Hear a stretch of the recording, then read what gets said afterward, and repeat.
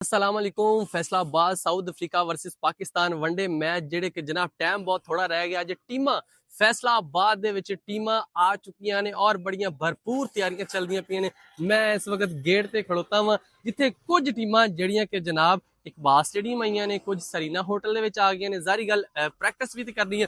ਇਸ ਵਕਤ ਮੈਂ ਖਲੋਤਾ 17 ਟਾਵਰ ਜਿਹੜਾ ਕਿ 1 ਨੰਬਰ ਗੇਟ ਹੈ ਉਹਦੇ ਕੋਲ ਖਲੋਤਾ ਵਾਂ। ਇਸ ਸਾਈਡ ਤੇ ਅਗਰ ਵਿਕਾਸ ਦਿਖਾਉਂਦਾ ਨਾ ਸਿਕਿਉਰਿਟੀ ਦੇ ਵਿਕਾਸ ਦਿਖਾ, ਸਿਕਿਉਰਿਟੀ ਦੇ ਬੜੇ ਸਖਤ ਇੰਤਜ਼ਾਮਾਤ ਕੀਤੇ ਗਏ। ਹਰ ਪਾਸੇ ਬੈਰੀਅਰ ਲਗਾਏ ਗਏ, ਕਿਸੇ ਪਾਸੇ ਕੋਈ ਵੀ ਰਾਹ ਨਹੀਂ ਹੈ। ਤੁਸੀਂ ਕਿਸੇ ਪਾਸੇ ਜਾ ਸਕਦੇ, ਮੋਟਰਸਾਈਕਲ ਗੱਡੀ ਬਿਲਕੁਲ ਵੀ ਤੁਸੀਂ ਨਹੀਂ ਲਿਆ ਸਕਦੇ। ਇਹ ਰੋਡ ਤੁਸੀਂ ਵੇਖਦੇ ਪਏ ਜੇ 17 ਟਾਵਰ ਚੌਂਕ ਆ, ਇਹ ਰੋਡ ਤੇ ਬਿਲਕੁਲ ਬੰਦ ਕਰ ਦਿੱਤਾ ਗਿਆ। ਔਰ ਜਦੋਂ ਸ਼ਾਇਕੀਨ ਇਸ ਰੋਡ ਵੱਲ ਵਿਕਾਸ ਇਸ ਸਾਈਡ ਤੇ ਦਿਖਾ, ਜਦੋਂ ਸ਼ਾਇਕੀਨ ਇਸ ਸਾਈਡ ਲਵਾਉਣਾ ਬੈਰੀਅਰ ਵੀ ਲਗਾ ਦਿੱਤੇ ਗਏ ਆ ਤਾਂ ਕਿ ਸ਼ਾਇਕੀਨਾਂ ਨੇ ਇਹਦੇ ਵਿੱਚੋਂ ਗੁਜ਼ਰ ਕੇ ਜਾਣਾ ਵਾ। ਔਰ ਜਦੋਂ ਚੈਕਿੰਗ ਇੱਥੇ ਹੋਏਗੀ ਸਾਰੀ ਚੈਕਿੰਗ ਕਰਕੇ ਇੱਥੋਂ ਗੁਜ਼ਰਨਾ ਵਾ।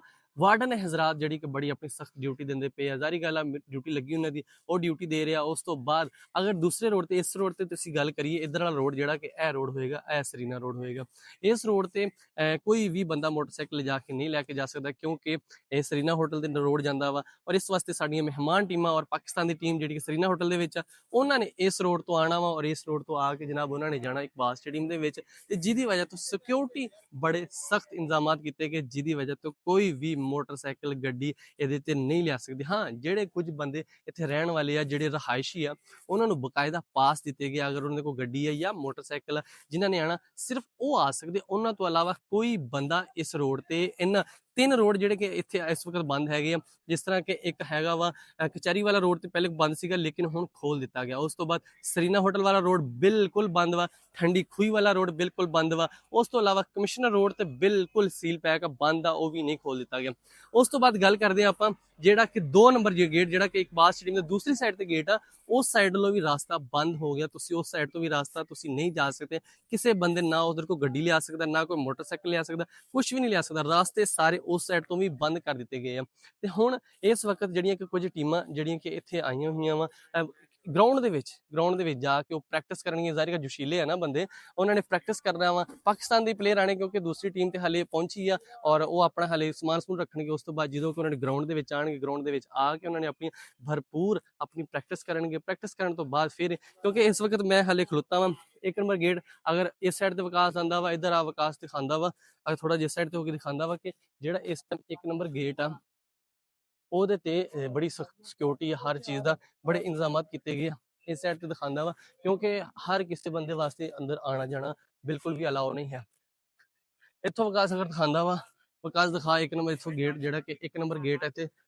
ਔਰ ਗੇਟ ਜਿਹੜਾ ਵਾ, ਗੇਟ ਤੇ ਤੁਸੀਂ ਜਰਾ ਦੇਖੋ ਕਿ ਸਿਕਿਉਰਿਟੀ ਬੜੀ ਸਖਤ ਇੰਤਜ਼ਾਮਾਤ ਕੀਤੇ ਗਏ ਆ। ਕਿਸੇ ਕਿਸਮ ਦਾ ਕੋਈ ਵੀ ਬੰਦਾ ਅਲਾਓ ਨਹੀਂ ਹੈ ਤੁਸੀਂ ਇਸ ਜਾ ਸਕਦੇ ਕਿਉਂਕਿ ਕੁਝ ਪਲੇਅਰ ਜਿਹੜੇ ਸਾਡੇ ਇੰਟਰਨੈਸ਼ਨਲ ਪਲੇਅਰ ਆ ਉਹ ਗਰਾਊਂਡ ਦੇ ਵਿੱਚ ਮੌਜੂਦ ਨੇ ਔਰ ਉਹ ਗਰਾਊਂਡ ਦੇ ਵਿੱਚ ਪ੍ਰੈਕਟਿਸ ਕਰਨ ਵਾਸਤੇ ਉੱਥੇ ਪਹੁੰਚ ਗਏ ਨੇ ਕਿਉਂਕਿ ਉਹਨਾਂ ਨੇ ਪ੍ਰੈਕਟਿਸ ਕਰਨੀ ਤੇ ਮੈਚ ਜਿੱਤਣਾ ਹੈਗਾ ਵਾ। ਤੇ ਉਸ ਤੋਂ ਇਲਾਵਾ ਬਾਕੀ ਜਿਹੜਾ ਕੋਈ ਵੀ ਹਾਲੇ ਨਾ ਤਾਂ ਉਹਨਾਂ ਨੂੰ ਕੋਈ ਵੇਖਣ ਜਾ ਸਕਦਾ ਅੰਦਰ, ਨਾ ਹੀ ਕਿਸੇ ਨੂੰ ਹਾਲੇ ਕੋਈ ਵੀ ਅਲਾਓ ਨਹੀਂ ਹੈ ਕਿਉਂਕਿ ਅਗਰ ਤੁਸੀਂ ਉੱਥੇ ਜਾਓਗੇ ਤੇ ਜ਼ਾਰੀ ਗੱਲ ਤੁਹਾਨੂੰ ਉਹਨਾਂ ਨੇ ਅੰਦਰ ਨਹੀਂ ਵੜਨ ਦੇਣਾ ਹੈਗਾ। ਤੇ ਮੈਂ ਤੁਹਾਨੂੰ ਨਾਲ ਨਾਲ ਇਸ ਵਾਸਤੇ ਦੱਸਦਾ ਪਿਆ ਵਾਂ ਕਿ ਤੁਸੀਂ ਜਦੋਂ ਵੀ ਮੈਚ ਵੇਖਣ ਆਉਣਾ ਵਾ, ਤੁਸੀਂ ਖੁਦ ਬਖੁਦ ਇੱਥੇ ਤੁਸੀਂ ਨਹੀਂ ਆਉਣਾ, ਸ਼ਟਲ ਬੱਸ ਤੇ ਤੁਸੀਂ ਆਉਣਾ ਵਾ। ਬੱਸ ਤੇ ਆਓਗੇ ਤਾਂ ਤੁਹਾਨੂੰ ਗਰਾਊਂਡ ਦੇ ਵਿੱਚ ਜਾਣ ਦੀ ਇਜਾਜ਼ਤ ਹੋਏਗੀ। ਅਗਰ ਤੁਸੀਂ ਪੈਦਲ ਆਓਗੇ ਤੁਹਾਨੂੰ ਬਿਲਕੁਲ ਵੀ ਜਾਣ ਦੀ ਇਜਾਜ਼ਤ ਨਹੀਂ ਦਿੱਤੀ ਜਾਣੀ ਕਿਉਂਕਿ ਉਹਨਾਂ ਨੇ ਜਦੋਂ ਤੁਹਾਨੂੰ ਪਿੱਛੋਂ ਹੀ ਲੈ ਕੇ ਆਉਣਾ ਤੇ ਫਿਰ ਤੁਸੀਂ ਇੱਥੇ ਆਉਣਾ। ਬੱਸਾਂ ਨੇ ਤੁਹਾਨੂੰ ਇੱਥੇ ਉਤਾਰਨਾ ਵਾ ਔਰ ਇੱਥੇ ਉਤਾਰ ਕੇ ਫਿਰ ਹੀ ਤੁਸੀਂ ਗਰਾਊਂਡ ਦੇ ਵਿੱਚ ਜਾ ਸਕਦੇ ਜੇ ਕਿਉਂਕਿ ਜਿਹੜਾ 4 ਤਰੀਕ ਨੂੰ ਮੈਚ ਹੋਣਾ ਵਾ ਉਹ 4 ਤਰੀਕ ਨੂੰ ਮੈਚ ਹੋਣਾ ਵਾ। ਉਸ ਤੋਂ ਬਾਅਦ ਫਿਰ ਅੱਗੇ 6 ਤੇ 8 3 ਮੈਚ ਹੋਣੇ ਆ। ਉਹਦੇ ਵਾਸਤੇ ਬੜੀਆਂ ਭਰਪੂਰ ਤਿਆਰੀਆਂ ਚੱਲਦੀਆਂ ਪਈਆਂ ਨੇ। ਤੇ ਮੇਰਾ ਵੀਰ ਤੁਸੀਂ ਵੀ ਆਪਣੀਆਂ ਤਿਆਰੀਆਂ ਭਰਪੂਰ ਕਰ ਲਓ। ਤੇ ਖਿਲਾੜੀ ਸਾਡੇ ਜਿਹੜੀ ਮਹਿਮਾਨ ਟੀਮ ਆ ਨਾ ਉਹ ਫੈਸਲਾਬਾਦ ਪਹੁੰਚ ਗਈ। ਸਾਰੇ ਦੇ ਸਾਰੇ ਸਾਡੇ ਓਫੀਸ਼ੀਅਲ ਖਿਲਾੜੀ ਜਿੰਨੇ ਵੀ ਹਨ ਸਾਰੇ ਦੇ ਸਾਰੇ ਸਰੀਨਾ ਹੋਟਲ ਦੇ ਵਿੱਚ ਪਹੁੰਚ ਗਏ ਆ। ਤੇ ਕੁਝ ਪਲੇਅਰ ਜਿਹੜੇ ਕਿ ਇਕਬਾਲ ਸਟੇਡੀਅਮ ਦੇ ਵਿੱਚ ਵੀ ਪਹੁੰਚ ਗਏ ਆ। ਪ੍ਰੈਕਟਿਸ ਆ, ਹਾਲਾਂਕਿ ਧੁੱਪ ਚੜੀ ਹੋਈ ਆ, ਧੁੱਪ ਤੇ ਚੰਗੀ ਭਲੀ ਲੱਗਦੀ ਪਈ ਲੇਕਿਨ ਫਿਰ ਵੀ ਖੈਰ ਜੋਸ਼ੀਲੇ ਉਹਨਾਂ ਨੇ ਜਨਾਬ ਪ੍ਰੈਕਟਿਸ ਤੇ ਕਰਨੀ ਹੀ ਕਰਨੀ ਆ।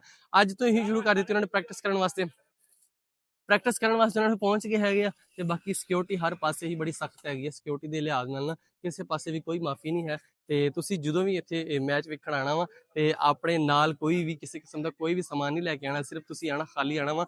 ਔਰ ਉਸ ਤੋਂ ਇਲਾਵਾ ਖਾਣ ਪੀਣ ਵਾਲੀ ਵੀ ਕੋਈ ਚੀਜ਼ ਤੁਸੀਂ ਆਪਣੇ ਨਾਲ ਨਹੀਂ ਲੈ ਕੇ ਆਉਣੀ।